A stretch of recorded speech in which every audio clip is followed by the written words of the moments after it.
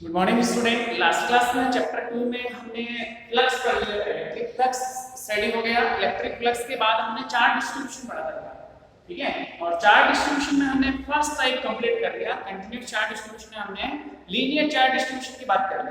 आज हम पढ़ेंगे surface charge distribution and volume charge distribution.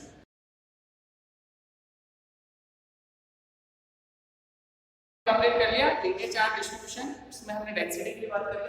अब हम बात करेंगे surface charge distribution. Surface charge distribution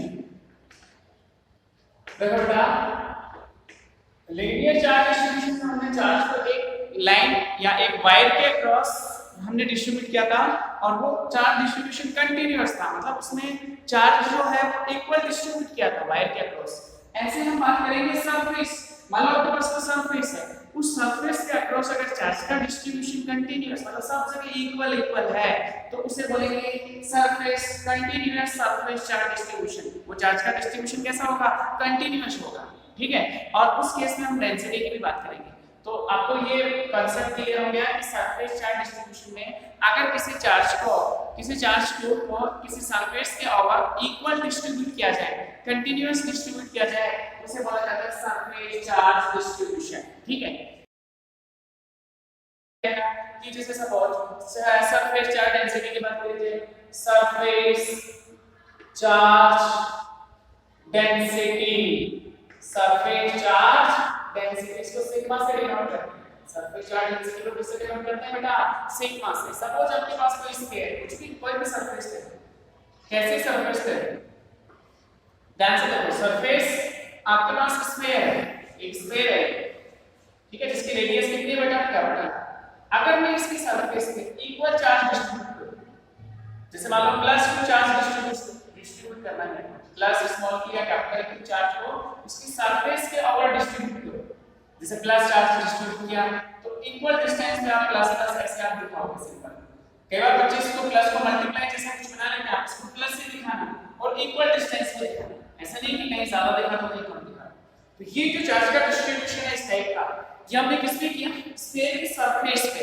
जैसे बॉल है, बॉल की सरफेस के ऊपर अगर चार्ज का डिस्ट्रीब्यूशन इक्वल है तो ये होता है continuous charge distribution, continuous surface charge distribution. बिल्कुल समझ में आया? अगर मैं बात करूं कि इसकी यूनिट सरफेस पे चार्ज का डिस्ट्रीब्यूशन कितना है, उसे बोला जाएगा surface charge density sigma. Sigma का फॉर्मूला होगा q आपका जो है वो टोटल चार्ज है और इसका सरफेस एरिया कैपिटल S, इसका सरफेस एरिया क्या मान लिया? Capital S। Sigma equals to q/s मेरा क्या हो गया बेटा? Surface charge density. अगर मुझे इसका सरफेस एरिया पता है तो मैं ऐसे करके वैल्यू पुट कर सकता हूं कि सिग्मा कितना होगा बेटा? q/4 pi capital R square. Sphere का जो सरफेस एरिया होता है वो 4 pi r स्क्वायर, तो sigma equals to q/4 pi r square. ये आपकी सरफेस चार्ज डेंसिटी है। यहाँ पे क्या कैलकुलेट होगी बेटा? Surface charge density. Unit of sigma क्या होगा बेटा? Coulomb. Surface area given at metre square, coulomb per metre square. अच्छे से क्लियर हो गया बेटा? सरफेस चार्ज डेंसिटी, अगर मैं कोई चार्ज स्मॉल q या कैपिटल Q या माइनस नेगेटिव चार्ज भी हो सकता है, किसी भी चार्ज को किसी सरफेस के अक्रॉस सरफेस के ओवर डिस्ट्रीब्यूट करता हूं तो उसे बोला जाएगा सरफेस चार्ज डिस्ट्रीब्यूशन। और अगर मैं इक्वली डिस्ट्रीब्यूट करता हूं तो मैं उसको बोलता हूं कंटीन्यूअस सरफेस चार्ज डिस्ट्रीब्यूशन। अगर आपको सरफेस की यूनिट एरिया से चार्ज पता करना है कि यूनिट एरिया में कितना चार्ज है, उसको बोला जाएगा सरफेस चार्ज डेंसिटी, जिसको सिग्मा से डिनोट करते हैं फॉर्मूला। आपको पता है टोटल चार्ज कितना है? q। आपको पता है इसका टोटल सरफेस एरिया s, तो q/s। s आपको पता है तो आपने वैल्यू पुट कर दी q/4 pi r स्क्वायर, तो आपके पास ये फॉर्मूला आ गया सिग्मा का सरफेस चार्ज डेंसिटी का, जिसकी unit coulomb per metre square. इसके डायमेंशन भी आप लिख सकते हो।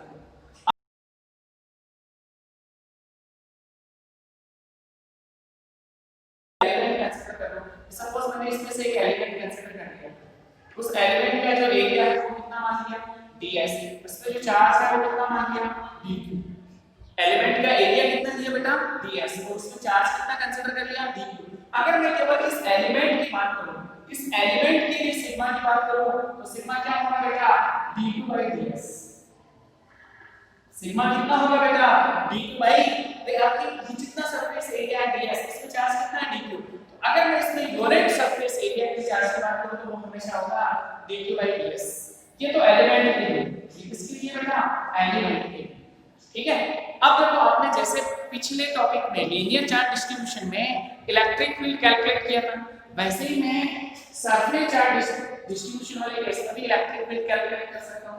देखो बेटा कैसे, सपोज आपके पास ये स्फीयर है, क्या है आपके पास स्फीयर। अगर मैं इस स्फीयर के सेंटर से स्मॉल r डिस्टेंस पे जाके p पॉइंट कंसीडर कर लूं, कितने डिस्टेंस पे स्मॉल r डिस्टेंस पे आपने p पॉइंट कंसीडर किया, जहां पे मुझे कैलकुलेट क्या करना है बेटा इलेक्ट्रिक फील्ड। हमें कैलकुलेट क्या करना है electric field 8 point p, electric field 8 point p। तो मैं क्या करूंगा बेटा, मैं क्या करूंगा पहले मैं किसी एलिमेंट से मान लूंगा। सपोज मैंने एक एलिमेंट ले लिया यहां पे, आप इस एलिमेंट को भेजो, ठीक है ना, इस एलिमेंट को आप छोड़ दो, यहां ले लिया मैंने एलिमेंट, सपोज यहां ले लिया, यहां पे चार्ज कितना मान लिया dq और इसका एरिया कितना मान लिया ds। अगर मैं इस एलिमेंट के चार्ज dq की वजह से p पे इलेक्ट्रिक फील्ड की बात करूं तो क्या लिखूंगा बेटा dE vector equals to k dq upon r square. Formula वही होगा इलेक्ट्रिक फील्ड का formula due to point charge. आप इस dq एलिमेंट को, इस स्मॉल एलिमेंट को एक पॉइंट चार्ज के जैसे कंसीडर कर लो, तो dq की वजह से इस जो पॉइंट p पे इलेक्ट्रिक फील्ड का फॉर्मूला हुआ k dq upon r square, इसको हमने d से डिनोट किया। अगर मैं इसकी डेंसिटी की बात करूं सिग्मा की तो क्या होगी, अभी लिखी थी हमने dq/ds, तो dq को क्या लिखा जा सकता है सिग्मा ds। dq को क्या लिखा जा सकता है बेटा सिग्मा ds। आप dq की जगह ये वैल्यू भी लिख सकते हैं, ठीक है। देन d वेक्टर कितना हो जाएगा बेटा d vector equals to a sigma ds upon r square. आप वेक्टर फॉर्म में लिखोगे तो r वेक्टर लिखोगे साथ में। अब ध्यान से देखो, मुझे टोटल सरफेस की वजह से इलेक्ट्रिक फील्ड लिखना हो पॉइंट p पे, तो क्या करना होगा बोथ साइड का इंटीग्रेशन। ये क्या करना होगा इंटीग्रेशन, इसका इंटीग्रेशन क्या होगा e वेक्टर। हम किसके अक्रॉस करेंगे सरफेस एरिया के अक्रॉस, इंटीग्रेशन सरफेस एरिया। जो भी लिमिट हो गया हम लिमिट सीख लेंगे बाद में, k sigma ds upon r square into r cap. यही आंसर है। आपने due to surface charge distribution electric field भी चेक कर लिया। कंटीन्यूअस चार्ज डिस्ट्रीब्यूशन ये टॉपिक बुक में अलग तक दिया हुआ है, मैं साथ के साथ ही एक्सप्लेन करूंगा। पहले हम चार्ज डिस्ट्रीब्यूशन की बात करते हैं, फिर हम डेंसिटी की बात करते हैं, फिर हम उसकी वजह से है ना इलेक्ट्रिक फील्ड भी चेक करते हैं कि सरफेस चार्ज डिस्ट्रीब्यूशन की वजह से अगर हम कहीं इलेक्ट्रिक फील्ड कैलकुलेट करें तो कुछ इस टाइप का फॉर्मूला बना सकते हैं। अच्छे से क्लियर हो गया, कोई समस्या नहीं होनी चाहिए, बहुत आसान होता है, ठीक है। इसमें सॉल्व करना बाद में सीखेंगे, ठीक है ना, इसके न्यूमेरिकल हम बाद में सॉल्व करेंगे। अब तीसरा डिस्ट्रीब्यूशन जो है वो है हमारा वॉल्यूम चार्ज डिस्ट्रीब्यूशन। तीसरा टाइप का चार्ज डिस्ट्रीब्यूशन जो है वो क्या है वॉल्यूम चार्ज डिस्ट्रीब्यूशन। देखो बेटा वो भी आसान, तीसरा जो टाइप है वो वॉल्यूम चार्ज डिस्ट्रीब्यूशन। वो देखो ध्यान से, वॉल्यूम चार्ज डिस्ट्रीब्यूशन। वॉल्यूम के केस में देखो, अगर मैं एक चार्ज को, चार्ज स्मॉल q को या कैपिटल Q को किसी भी वॉल्यूम के अक्रॉस डिस्ट्रीब्यूट करता हूं तो वहां बोलेंगे वॉल्यूम चार्ज डिस्ट्रीब्यूशन। अगर वॉल्यूम चार्ज डिस्ट्रीब्यूशन में चार्ज जो है वो कंटीन्यूअस डिस्ट्रीब्यूट किया, मतलब सब जगह पे चार्ज का डिस्ट्रीब्यूशन इक्वल है, तो उसे बोलते हैं कंटीन्यूअस वॉल्यूम चार्ज डिस्ट्रीब्यूशन, ठीक है, कोई समस्या नहीं है। अब हम बात करें कि बताओ यूनिट वॉल्यूम का चार्ज क्या होगा, तो उसे बोलेंगे डेंसिटी। यूनिट वॉल्यूम का चार्ज को बोलेंगे density, volume charge density. Volume charge density देखो, मैं इसको भी एक जगह लिखा हूं जिसको हम रॉ से डिनोट करेंगे। वॉल्यूम चार्ज डेंसिटी को हम किससे डिनोट करेंगे बेटा रॉ से। वही मैंने स्फीयर कंसीडर कर लिया, क्या कंसीडर कर लिया स्फीयर ऑफ रेडियस कैपिटल। अब देखो पहले आपने जो चार्ज का डिस्ट्रीब्यूशन किया था वो सरफेस पे किया था, जैसे बॉल होती है आपकी, तो बॉल की सरफेस जो होती है बाहर उस पे डिस्ट्रीब्यूट करके देख लिया था सरफेस चार्ज डिस्ट्रीब्यूशन। अगर मैं उसके अंदर की बात करूं, बॉल के अंदर जाके बात करूं कि अंदर चार्ज का डिस्ट्रीब्यूशन करना है, तो चार्ज का डिस्ट्रीब्यूशन कैसा होगा बेटा वॉल्यूम चार्ज डिस्ट्रीब्यूशन। और अगर चार्ज कंटीन्यूअस मतलब चार्ज सब जगह इक्वल डिस्ट्रीब्यूट किया है तो कैसा होगा distribution continuous volume charge distribution. तो अगर मैं चार्ज को इसके अंदर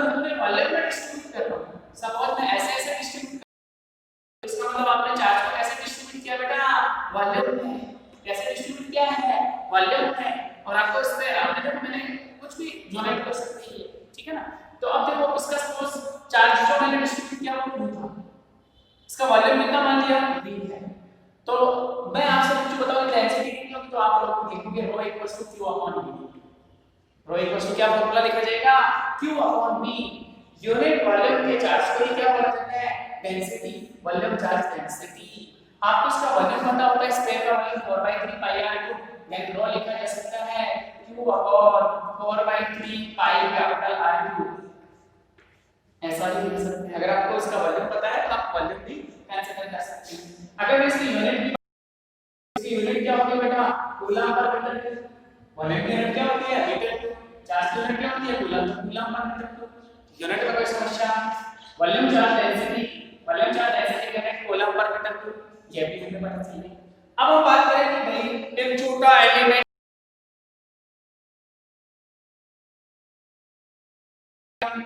बीच में, ठीक है, सपोज यही ले लेते हैं बीच में, ये एक एलिमेंट है, इसका वॉल्यूम dv है, इसका वॉल्यूम कितना मान लिया dv, और इसका चार्ज कितना है dq।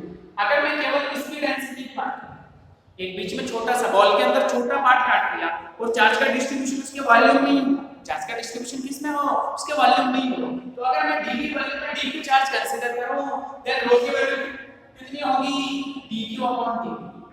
ρ की वैल्यू कितनी, dq अपॉन dv। ये उतना ही होगा जितना ये है। यहाँ पे हम total charge upon total volume, यहाँ पे हम एलिमेंट का चार्ज अपॉन एलिमेंट का वॉल्यूम, आंसर सेम ही आएगा, आंसर सेम ही आएगा, ठीक है। तो ये चीज भी आपको क्लियर होगी। अब मैं आपसे पूछूं कि बताओ इस वॉल्यूम चार्ज इधर कोई पॉइंट नहीं है जहां पे +1 चार्ज है, कितने डिस्टेंस पे दिया, r distance, small r distance पे जाके पी पॉइंट लिया, जहां पे मुझे कैलकुलेट क्या करना है, electric field, electric field 8 p, electric field 8 p calculate करना है, इलेक्ट्रिक फील्ड 8 p कैलकुलेट करना है। तो मुझे पता है कि हम पॉइंट चार्ज के जैसे इलेक्ट्रिक फील्ड लिखते हैं तो k/r² फॉर्मूला आता है। तो जैसे मैं इस वॉल्यूम, इस छोटे से एलिमेंट की वजह से p पे इलेक्ट्रिक फील्ड लिखूंगा, तो फॉर्मूला क्या होगा बेटा, d vector k dq upon r², k dq upon r²। dq किस में है, वॉल्यूम dv में है, तो डेंसिटी की फॉर्मूला लिखना होगा, तो dq का फॉर्मूला क्या होगा बेटा, ρ dv, क्या होगा, ρ dv। dq की जगह ये वैल्यू कर सकते हैं ρ dv, ये वेक्टर फॉर्म लिख लो, तो आगे आपके साथ लिख दो dE vector k ρ dv upon r² into r²। अगर टोटल कैलकुलेट करते हैं, पूरे वॉल्यूम की वजह से इलेक्ट्रिक फील्ड कैलकुलेट करना है, तो बहुत सारी क्या करना होगा, इंटीग्रेशन, इधर वॉल्यूम इंटीग्रेशन बोलेंगे इसको, वॉल्यूम का रेस्पेक्ट में इंटीग्रेशन होगा, तो वॉल्यूम इंटीग्रेशन वही आंसर है। इसका हम इंटीग्रेशन करेंगे तो ये वेक्टर आएगा, ये vector equals to volume integration भी, जो कि कॉन्स्टेंट है वो बाद में लेंगे, इंटीग्रेशन हम बाद में सीखेंगे, अभी केवल हम फॉर्मूला सीख लेते हैं। ये आपके पास ये वाला फॉर्मूला, बताओ समझ में आया कि नहीं आया, 100% समझ में आना चाहिए। इस तरह से हम चार्ज का डिस्ट्रीब्यूशन 3 टाइप से करते हैं, linear charge distribution, surface charge distribution and volume charge distribution, ठीक है। अब इससे रिलेटेड एक प्रॉब्लम हम डिस्कस कर लेते हैं, वो की प्रॉब्लम है। तो 3 टाइप से हमने चार्ज का डिस्ट्रीब्यूशन सीख लिया, तीनों की वजह से हमने इलेक्ट्रिक फील्ड भी सीख लिया, दोनों टॉपिक को हमने कंबाइन करके पढ़ लिया, दोनों टॉपिक को हमने कंबाइन करके डिस्कस कर लिया। अब हम एक न्यूमेरिकल करते हैं, मतलब सब रिंग हो और रिंग की एक्सिस पे, रिंग की एक्सिस पे मुझे इलेक्ट्रिक फील्ड कैलकुलेट करना है। सपोज मुझे एक रिंग मिली है, यानी कि है रिंग, रिंग समझते हो बेटा, सर्कल टाइप की रिंग जानते हो आप, आपके पास एक रिंग है और मैं उस रिंग की जो एक्सिस है वो एक्स एक्स में कंसीडर कर लेता हूं, इस टाइप से आपकी एक रिंग है, इसकी रेडियस क्या मान लिया बेटा, कैपिटल है, और इस रिंग की जो सरकमफ्रेंस है उस पे +2 चार्ज डिस्ट्रीब्यूट है, कितना चार्ज डिस्ट्रीब्यूट है, +2, इक्वल डिस्ट्रीब्यूट है, कंटीन्यूअस है, कितना चार्ज डिस्ट्रीब्यूट किया आपने, +q, आपको इसकी एक्सिस में, ये सेंटर मान लिया हो, एक्सिस में x डिस्टेंस पे जाके एक पॉइंट भी कंसीडर करेंगे, ठीक है। ऐसे क्वेश्चन प्रॉब्लम बाद में भी करेंगे, इसकी एक्सिस में x डिस्टेंस पे जाके मुझे यहाँ पे इलेक्ट्रिक फील्ड कैलकुलेट करना है, मुझे यहाँ पे क्या कैलकुलेट करना है बेटा, इलेक्ट्रिक फील्ड। ये क्वेश्चन आपके पास, क्वेश्चन समझ में आपके पास रहेगा, जिसकी एक्सिस आपने एक्स एक्सिस में कंसीडर कर रखी है, इस पे स्मॉल चार्ज कंटीन्यूअस डिस्ट्रीब्यूट है, मतलब इक्वली डिस्ट्रीब्यूट है। आपको p पॉइंट पे इलेक्ट्रिक फील्ड कैलकुलेट करना है जो इसकी एक्सिस में x डिस्टेंस पे है। अब देखो कैसे करते हैं, ये इंपॉर्टेंट है, ध्यान से देखो। हम इसमें एलिमेंट लेंगे, बहुत सारे छोटे-छोटे एलिमेंट ले लेते हैं, के ऊपर सबकी वजह से इलेक्ट्रिक फील्ड कैलकुलेट करते हैं और सबका वेक्टर सम कर लेंगे, क्योंकि electric field is a vector quantity, तो सबका क्या कर लेंगे बेटा, वेक्टर सम। छोटे-छोटे एलिमेंट कंसीडर करो सब पूरे पे, और पूरे पे छोटे-छोटे एलिमेंट लेके और फिर आप सबका वेक्टर सम करेंगे, इलेक्ट्रिक फील्ड कैलकुलेट कीजिए। तो ये प्रोसेस तो बहुत करेंगे, केवल दो एलिमेंट लेते हैं, एक एलिमेंट मैंने यहां दिया dl, सर्कमफ्रेंस पे जो एलिमेंट ले रहे हैं वो लेंथ की होगी, सर्कमफ्रेंस सेक्टर की लेंथ ये, अपने वायर पे उसको सर्कल बना लिया, तो वो लेंथ के अक्रॉस ये चार्ज का डिस्ट्रीब्यूशन। चार्ज का डिस्ट्रीब्यूशन कैसा होगा बेटा, लीनियर। इसमें चार्ज डिस्ट्रीब्यूशन कैसा होगा, लीनियर। एक एलिमेंट मैंने यहां कंसीडर कर लिया dl, इसमें भी चार्ज मैंने dq माना, यहां का चार्ज भी dq ले लिया और यहां का चार्ज क्या ले लिया बेटा, dq। अब मैं इस एलिमेंट की वजह से p पे इलेक्ट्रिक फील्ड, तो मुझे ये वाले डिस्टेंस पता होना चाहिए, इस एलिमेंट की वजह से इलेक्ट्रिक फील्ड, तो मुझे ये वाले डिस्टेंस पता होना चाहिए।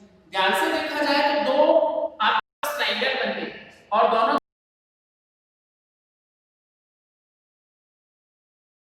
ये 91 तो एंगल की बनी, ये वाला एंगल और ये वाला एंगल भी सेम होगी, ये वाली साइड r मान लो, ये वाली साइड भी r होगी, इसमें कोई समस्या नहीं। अब ध्यान से देखो, अगर मैं इस एलिमेंट की वजह से p पे इलेक्ट्रिक फील्ड लिखूंगा तो किस डायरेक्शन होगा, p पे आप +1 चार्ज कंसीडर करो, टेस्ट चार्ज +1 लेते हैं, पहले चैप्टर में हम डिस्कस कर चुके हैं, जहां पे कुछ कैलकुलेट करना वहां टेस्ट चार्ज समझ लो +1 है। इस dq की वजह से इलेक्ट्रिक फील्ड लिखूंगा, उसकी डायरेक्शन कितना होगी बेटा, de वेक्टर,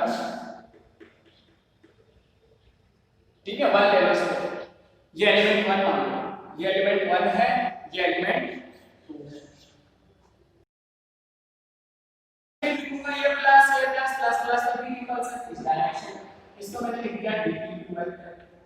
अगर मैं आपसे पूछूं बताओ de1 वेक्टर का मैग्नीट्यूड कितना होगा, तो आप लिखोगे magnitude of de1 vector k dq upon r square plus निशानी एलिमेंट, यहां पे चार्ज कितना है dq, r इसके डिस्टेंस r, तो p पे electric field k dq upon r square, इसकी वजह से इस डायरेक्शन। ऐसे ही अगर मैं de2 का मैग्नीट्यूड लिखूं तो वो क्या होगा बेटा, वो भी सेम ही होगा, k dq upon r square, दोनों का मैग्नीट्यूड सेम। अब देखो ऐसे बहुत सारे एलिमेंट की वजह से, तो हम आगे क्या करने वाले, हम ये पता कर लेते हैं कि इलेक्ट्रिक फील्ड कौन से डायरेक्शन में होगा, हम इन दोनों के कंपोनेंट लिखेंगे। अगर मैं इसके कंपोनेंट की बात करूं तो एक कंपोनेंट इस डायरेक्शन में, दूसरा कंपोनेंट इस डायरेक्शन में, अगर ये एंगल थीटा है ये वाला एंगल थीटा होगा, ऐसे इसके दो कंपोनेंट लिखेंगे तो एक तो इस डायरेक्शन में होगा और दूसरा नीचे की तरफ होगा, अगर ये थीटा है तो ये वाला एंगल थीटा होगा। ध्यान से देखो d1 के दो कंपोनेंट थीटा के साथ वाला cos, तो इसको लिखा जाएगा dv1 cos थीटा, ये क्या लिखा जाएगा बेटा dv1 sin थीटा। ऐसे ध्यान से देखो इसके दो कंपोनेंट थीटा के साथ वाला cos है cos, इसको लिखा जाएगा dv2 cos थीटा और इसको क्या लिखा जाएगा बेटा dv2 sin थीटा। और ध्यान से देखो इन दोनों का मैग्नीट्यूड सेम, dv1 dv2 का मैग्नीट्यूड सेम है, a की ओर k dq upon r square, direction opposite, तो ये तो एक दूसरे को क्या कर देंगे बेटा, कैंसिल आउट, और ये दोनों एक ही डायरेक्शन में है तो क्या हो जाएंगे बेटा, ऐड हो जाएंगे। तो रिजल्टिंग जो इलेक्ट्रिक फील्ड होगा वो कौन सी डायरेक्शन में हुआ, एक्सिस में ही हुआ। रिजल्टिंग इलेक्ट्रिक फील्ड जो है वो किस में हुआ बेटा, एक्सिस में ही तो हुआ, उसी डायरेक्शन में। अब आपने ये तो केवल दो एलिमेंट की वजह से बताया, ऐसे इसमें बहुत सारे एलिमेंट होंगे, तो नेट इलेक्ट्रिक फील्ड बताओ आप मुझे, नेट इलेक्ट्रिक फील्ड कैसे निकालते हैं। नेट इलेक्ट्रिक फील्ड मैं बोलूं कि मैग्नीट्यूड देख लेते हैं, वो तो डायरेक्शन में पता चल गया, एक्सिस में होगा। ई क्या लिखोगे या मैं लिखूं ई लिखूं सिंपल, तो क्या लिखा जाएगा इंटीग्रेशन dv1 cos थीटा या dv2 cos थीटा।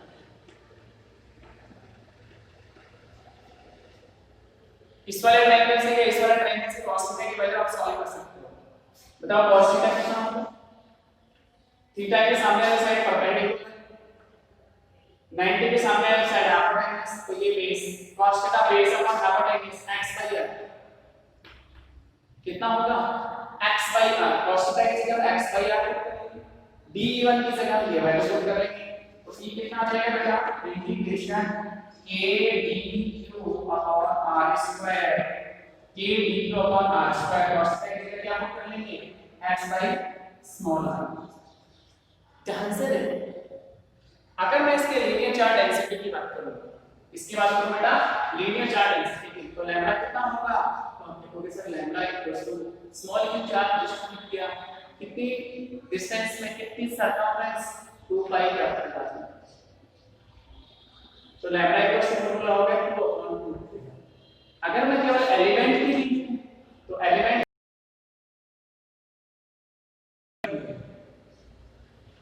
की लेंथ dl चार्ज dq, तो एलिमेंट की लैम्डा क्या होगा dq bye d।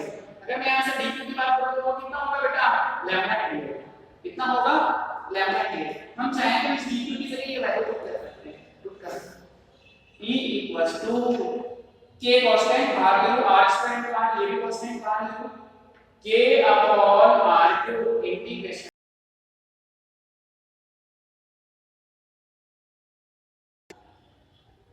kx upon r cube dq की जगह क्या पुट कर दिया लैम्डा dl। लैम्डा का इंटीग्रेशन से बाहर आ जाएगा तो e equals to integration dl। Integration dl क्या होगा बेटा सोच के देख, ये जो एलिमेंट ले रहे हैं वो सरकमफ्रेंस पे ले रहे हैं, तो integration dl 2 pi capital R e equals to answer आया k lambda x upon r cube into 2 pi capital R, 2 pi capital R, ये आंसर आ गया। अब देखो स्मॉल r का फार्मूला जो है वो पाई बाय r से हम सॉल्व करेंगे, तो r equals to under r square plus x square, value put कर देना हो e इक्वल्स टू k की जगह 1/4 x से पुट कर सकते हैं, k lambda x upon under root r square plus x square की power v into 2 pi capital. और सॉल्व करना चाहे इसको तो आगे और सिंपलीफाई कर सकते हैं, सॉल्यूशन ऐसे ही होगा कुछ, ध्यान से देखो बेटा। और सॉल्व करना चाहिए कैलकुलेट कितना होगा पाई एप्सिलॉन नॉट, k की जगह क्या लिखे 1/4 पाई एप्सिलॉन नॉट लैम्डा ऐसे कैसे x ऐसे कैसे r square plus x square की power 3/2 r square plus x square, चाहे तो 2 पाई से इसको कैंसिल आउट भी कर सकते हैं। तो e का फार्मूला आ गया आपके पास lambda x into r upon 2 epsilon nought r square plus x square की पावर 3/2। इस टाइप का कोई फार्मूला है। और सिंपलीफाई करना चाहिए, इसमें कंडीशन लगाना चाहिए कि x is greater than capital R। हम एक्सिस को बहुत ज्यादा डिस्टेंस पे जाके इलेक्ट्रिक फील्ड लिखें तो उस केस में क्या होगा, इस वाले r को नेग्लिजिबल कर देंगे, इस वाले r को क्या करेंगे नेग्लिजिबल, चाहो तो इस फार्मूले में ले लो चाहे तो इस फार्मूले में ले लो। तो e की वैल्यू आ गई आपके पास k lambda x into 2 pi capital R upon नीचे क्या लिखोगे बेटा r square plus x square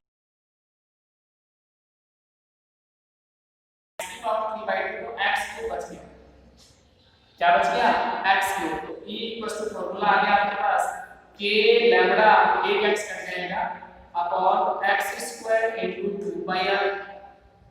आपने लैम्डा का फार्मूला लिखा था, ये वाली वैल्यू आप इसकी जगह पुट कर दो, तो e का फार्मूला आ गया k into q upon 2 pi capital R x square as it is into 2 pi r, 2 pi r से 2 पाई r कैंसिल, e का फार्मूला आ गया kq upon x square, kq upon x square. तो आपने एक ring की axis पे electric field calculate किया, अगर x की वैल्यू r से बहुत बड़ी हो तो kq अपॉन x स्क्वायर बाकी आपको फार्मूला ये भी लगेगा। तो ये प्रॉब्लम भी हमने डिस्कस कर ली। अब हम नेक्स्ट क्लास में गॉस लॉ डिस्कस करेंगे बेटा। Thank you.